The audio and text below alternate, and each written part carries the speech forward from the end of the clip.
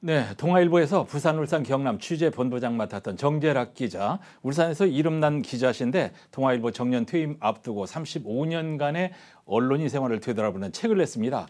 묻고 싶은 얘기들이 많아서 초대했습니다. 자, 이렇게 만날 줄 몰랐습니다. 예, 저도 이런 자리에서 이렇게 만나 뵐 줄 몰랐습니다. 아이고, 좋은 기사를 많이 쓰시고 지역에서 평판도 아주 좋은 기자여서 평생 기자로 일할 줄 알았는데 벌써 정년이라니요. 사돈남아라는 것 같은데 세월이 참 왼수입니다. 예. 자, 글을 쓰는 직업이니까 35년간의 여정을 책으로 남기고 싶은 마음 당연한 거죠. 그래서 쓰셨죠? 예, 그런데 참 많이 망설였습니다.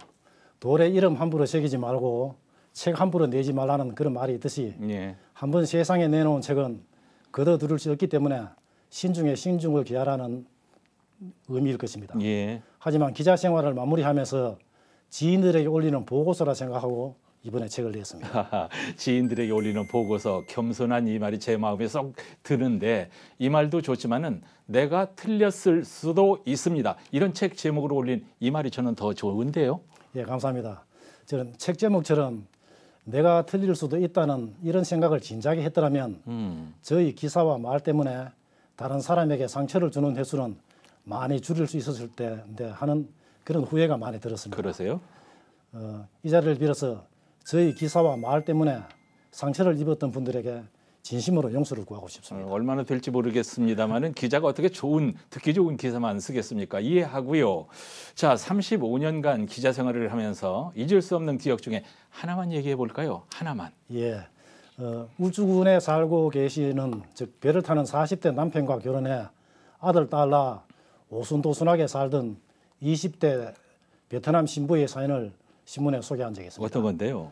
배를 타던 남편이 풍랑을 만나서 숨진 뒤에 아들 초등학교 입학 시기가 됐는데 예. 남편이 죽었다는 이유로 한국 국적 취득이 안 됐습니다. 아하.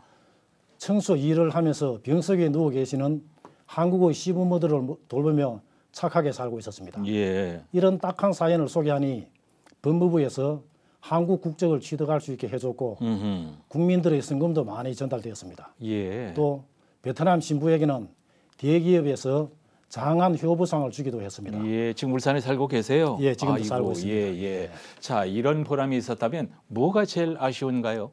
아쉬운 점이 상당히 많습니다. 많아요? 그중에서도 사회적 약자들에 대해 깊이 있는 취재를 못한 게 많이 아쉽습니다.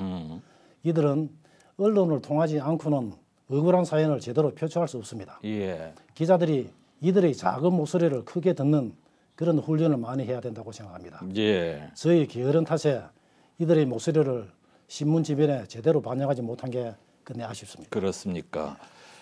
울산시청을 출입하면서 경험했던 심한구 시장, 박명우 시장, 김기현 시장, 송철 시장 이 시장들에 대해서 기술해 놓은 부분이 있던데 자, 지금 다른 분들은 그만두고요. 김두겸 시장 1년밖에 안 됐지만 어떻게 보십니까?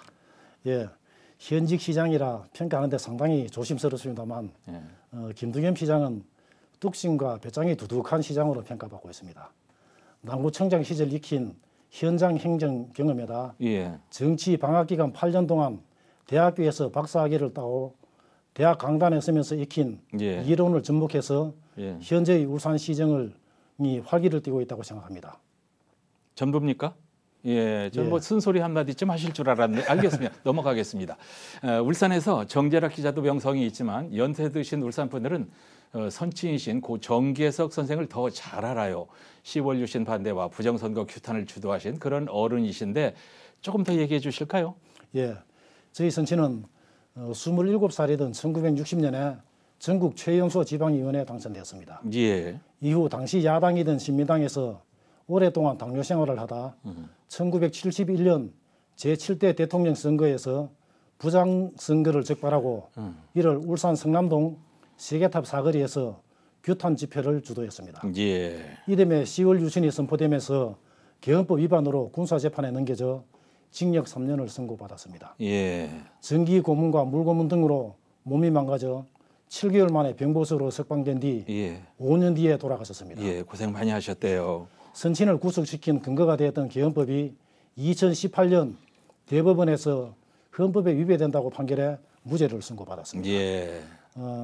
울산지법에서도 2021년 선친에 대한 고문 사실이 인정된다면서 정부가 민형사상 보상금을 유족에게 지급하도록 판결한 바 있습니다. 부전자전, 선친이나 정재락 기자나 꼿꼿한 건 똑같은 것 같습니다. 예.